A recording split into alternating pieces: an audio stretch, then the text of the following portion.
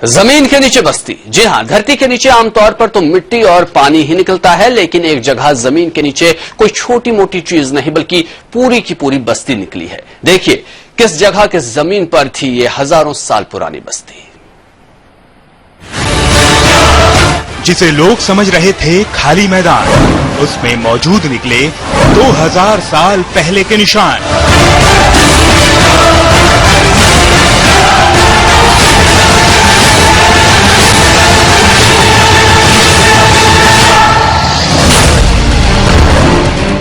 जमीन के नीचे बड़ी बस्ती में रहा करते थे इंसान।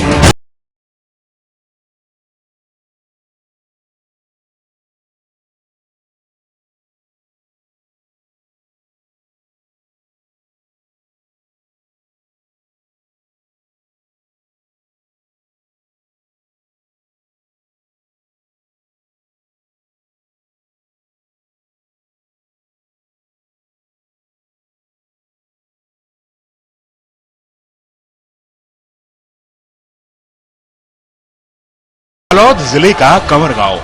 इस गांव के पास खाली पड़ी जमीन कुछ कह रही है, बता रही है कि आज से करीब 2000 साल पहले वो आबाद थी, जहां बड़ी संख्या में लोग रहते थे।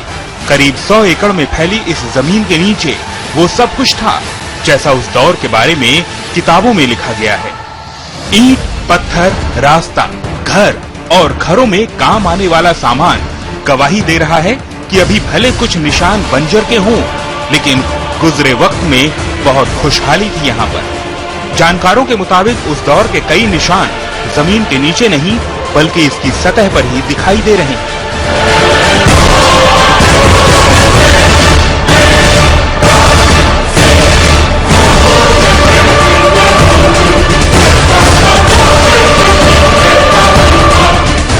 और वहाँ की जो हैबिटेशन को, वहाँ की जो उसको देखने के से तो ये लगता है कि वहाँ उस लगभग 100 एकड़ में पे पूरी एक बस्ती बसी होगी, जहाँ पर मकानों के नींव के स्ट्रक्चर अभी भी वहाँ पर ऊपरी सतह पर दिखाई दे रहे हैं।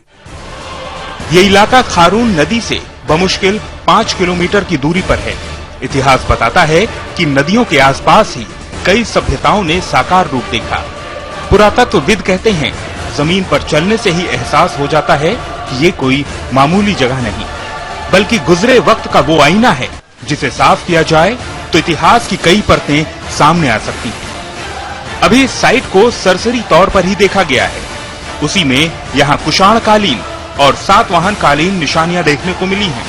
मिट्टी के बर्तन, खाना बनाने के काम में आने वाली सिलवटें और बाकी सामान के साथ यहाँ बड़ी निशानी के रूप में कुएं के होने के भी निशान मिले हैं। इन चीजों से मतलब साफ है कि यहाँ गुजरे वक्त में खासी तादाद में लोग रहते होंगे और उस वक्त बाकी आम लोगों की तरह जिंदगी जीते होंगे।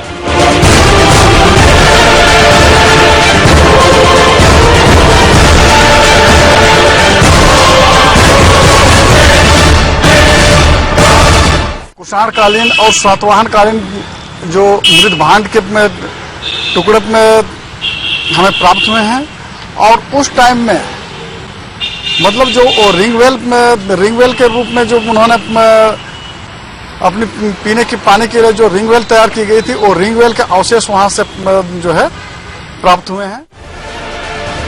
ये तो सब रोजमर्रा की जिंदगी में घरों में आने वाली चीजें, लेकिन हम आपको बता दें कि यहाँ कुछ ऐसी निशानियां भी मिली हैं जिससे पता चलता है कि उस दौर के लोग काफी धार्मिक रहे होंगे। जानकार कहते हैं कि यहाँ एक टीले पर कुछ मूर्तियां मिली हैं। वो कहते हैं कि अगर यहाँ खुदाई हो तो मंदिर का पूरा ढांचा सामने आ सकता है। जो मंदिर की कुछ मूर्तियां मिले हैं, कुछ सिलबट्टे के मिले हैं, और वहाँ पर एक काफी बड़ा जो मंदिर था 5वीं 6वीं 7वीं शताब्दी का, वो मंदिर के जो एक टीले के रूप में अभी भी अवशेष वहाँ पर पड़े हुए हैं। और वहाँ पर अगर यदि खुदाई की जाती है तो निश्चित ही वहाँ पर मंदिर के जो एक ढांचे और उसकी जो स्ट्रक्चर है वो हमें प्राप्त होगा। पुरातत्व विभाग की ओर से तो यहाँ पूरी खुदाई होनी बाकी है, लेकिन गांव वाले कहते हैं कि यहाँ खुदाई में कई जगह मूर्तियां और पत्थर के सामान मिले हैं। इसके साथ ही मंदिर के द्वार पर लगने वाले बड़े बड़े पत्थर भी गांव वालों को मिले हैं। खुदाई में निकली मूर्तियों को गांव वालों ने जगह जगह स्थापित कर दिया है। गांव वाले कहते हैं कि ये सभी उनके कुल देवता हैं, जो जमीन से निकलकर सामने आ रहे हैं। इन्हीं देवताओं में गढ़िया देव भी हैं, जिनके बारे में इलाके के लोगों की गहरी मान्यता है। इसको काश यार मन कहते पहले से का गढ़ पिपी सहारे से ऐसे कहते बोलते हैं। ये ला गढ़ बोलते हैं, क्या बोलते हैं? गढ़ पिपड़ी सहार के नाम से। अब गढ़िया ओकरे नाम से एक गढ़ी उदगरे है, गढ़िया के नाम से होता है। यहाँ गांव वालों ने खोदा है तो एक से एक माँ का, दुर्गा माता का डिजाइन मिला हुआ है ना, जो अपन नरसिंहनाथ का है ना, वो सब मिला हुआ है, नाग देवता का मिला हुआ है। तो मेरे को ऐसा लगता है कि वो ऐसा कोई महल का डिजाइन होगा जो दीवारों में गड़ा गया होगा। गांव वालों के मुताबिक यहाँ कई ऐसी चीजें भी निकली हैं जिन्हें देख वो हैरान रह गए। उनके साथ ईंट पत्थर का भी काफी सामान यहाँ देखने को मिला है। क्या करने में मिलते हैं? क्या चीज कर रहे हैं? ईटा के। ईटा का। और क्या मिलते हैं? और वही पत्थर वगैरह मिलते, बोल्डर वगैरह, पथना, चौड़ा पथना, और सुमेला भी मिलते। कहीं कहीं मतलब म्यार भी मिले है, जानकारी मिलते वहाँ वगैरह खुदाई हो तो। लेकिन सवाल ये उठता है कि आखिर यहाँ ऐसी क्या आफत आई होगी जो ये बस्ती जमीन के नीचे चली गई? क्या कोई बाढ़ आई होगी या फिर और किसी विपदा ने यहाँ हाहाकार मचाया होगा? पुरातत्वविदों के मुताबिक जब इस जमीन की खुदाई होगी तो ऐसे सभी सवालों के जवाब सामने आ जाएंगे। लेकिन वो कहते हैं कि इतनी अहम जमीन के बड़े हिस्से पर कई लोगों ने अतिक्रमण कर लिया है, कुछ खेत बना रहे हैं।